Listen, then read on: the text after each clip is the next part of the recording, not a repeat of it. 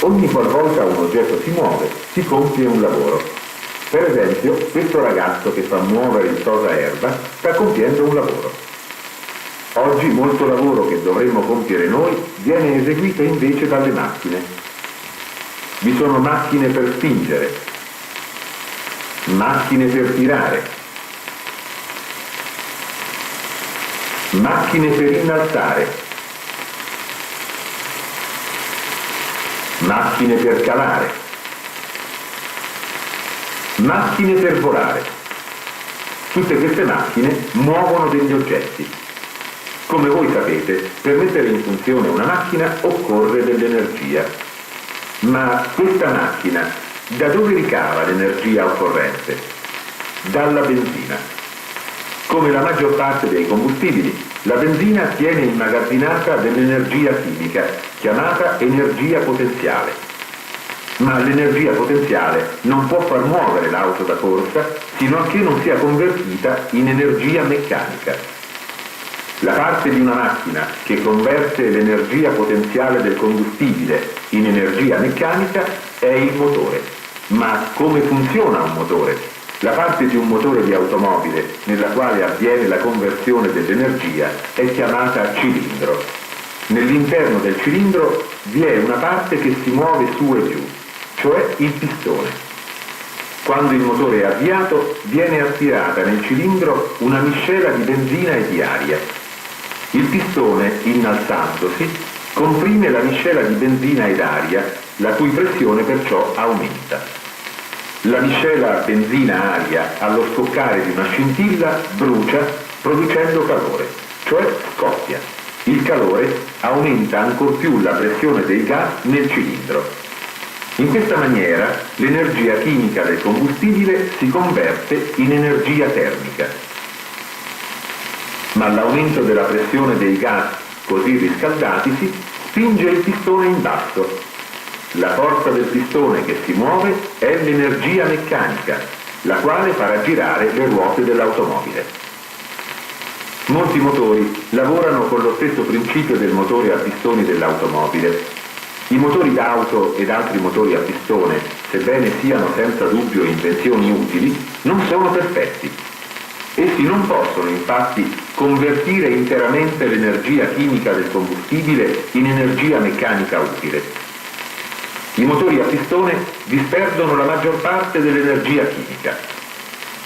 Ma in che maniera questa energia viene dispersa? Quando il combustibile viene bruciato, una certa quantità della sua energia chimica viene convertita in luce e suono. Una parte di energia viene anche dispersa a causa dell'attrito tra le parti che si muovono, delle vibrazioni o del calore irradiato dallo stesso motore. Ma tutte queste perdite di energia sono molto minori della perdita che si ha con i gas di scarico caldi. Poiché questa energia termica non è stata convertita in energia meccanica, essa è praticamente perduta. Questa è la più cospicua perdita di energia che si verifica nel motore a pistone. Questo motore a getto o a reazione è una specie di motore a turbina.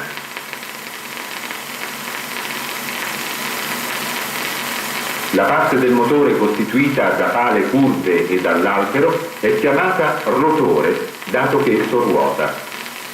La parte frontale del rotore è chiamata compressore. Durante il funzionamento del motore, le pale del compressore aspirano aria e la comprimono. L'aria così compressa è sospinta nelle camere di combustione in cui viene iniettato e bruciato il combustibile. L'energia chimica del combustibile fa ottenere dei gas caldi che tendono ad espandersi. Questi gas si scaricano attraverso le pale del rotore che viene così costretto a girare ad altissima velocità. In questo tipo di motore l'energia perduta a causa delle vibrazioni è indubbiamente minore che nel motore a pistone. Non solo, ma il motore a turbina ha un numero minore di pezzi che si muovono e pertanto anche l'energia perduta a causa dell'attrito è minore. Infine, il motore a reazione, come tutti i motori a turbina, sviluppa molta più energia termica e perciò energia meccanica di un motore a pistone dello stesso peso. Tuttavia nessun motore può convertire tutta l'energia potenziale di un combustibile in energia utile.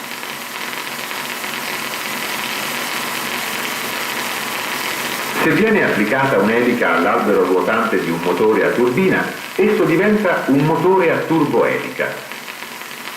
Il motore a turboelica è simile al motore a reazione, tranne che per il fatto che il motore a reazione non ha elica.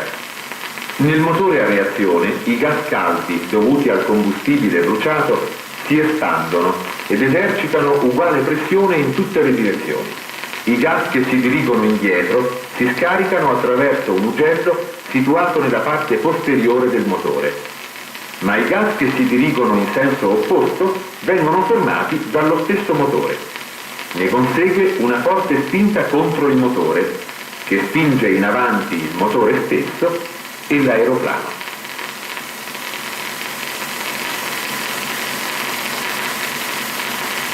Gli aerei a reazione volano bene fra i 10 e i 13.000 metri di altezza, perché l'aria poco densa a quella quota offre minore resistenza. Dato che funzionano così bene ad alta quota, è logico che essi vengano usati per i viaggi spaziali. In un motore a reazione, l'energia potenziale del combustibile viene convertita in energia termica quando il combustibile si combina con l'ossigeno dell'aria, ma già a 32.000 metri di quota l'aria è così rarefatta che l'ossigeno è insufficiente a far bruciare il combustibile. Come si può risolvere questo problema? La soluzione è semplice. Basta costruire un motore che possa trasportare non solo il combustibile necessario, ma anche l'ossigeno. Un tale motore viene chiamato motore a razzo o endoreattore. Sebbene i principi su cui si basano i motori a razzo siano assai semplici, le navi spaziali sono assai complicate. Per impedire esplosioni che potrebbero avvenire se i potenti combustibili fossero bruciati troppo velocemente, i motori a razzo debbono essere progettati in modo da poter controllare accuratamente la velocità alla quale brucia il combustibile. Vi sono due tipi di motori a razzo, a propellente solido e a propellente liquido. Un razzo a propellente liquido contiene in serbatoi separati il combustibile e il comburente. Il razzo a propellente solido contiene una miscela solida di combustibile e di un composto chimico che fornisce l'ossigeno. In ambedue i motori a razzo il combustibile viene ossidato o bruciato in una camera di combustione. Vengono prodotti gas caldi che si espandono ed esercitano una pressione in tutte le direzioni della camera. I gas caldi si scaricano attraverso un ugello sito nella parte posteriore del motore a razzo. Nonostante che vi siano delle differenze tra i motori che avete visto, tutti ricavano l'energia loro necessaria attraverso le stesse modalità.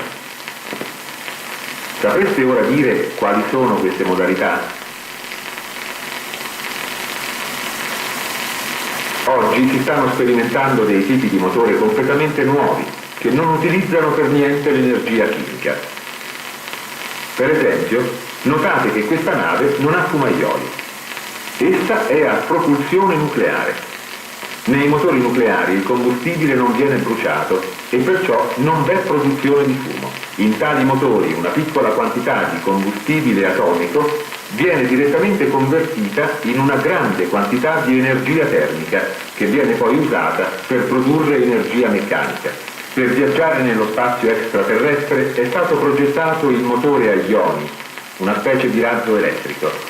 In esso la forza di una corrente di atomi elettricamente carichi, cioè di ioni emessi dal motore, viene usata come propellente per navi spaziali.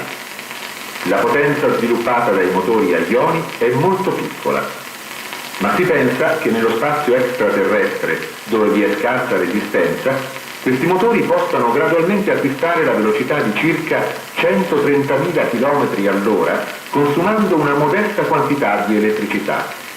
Infine, i motori solari non portano con sé alcun tipo di combustibile. Essi convertono i raggi del Sole in energia elettrica o termica, la quale a sua volta può essere convertita in energia meccanica. Lo stesso universo diventerà un immenso laboratorio quando verranno trovati nuovi metodi per convertire ed usare l'energia.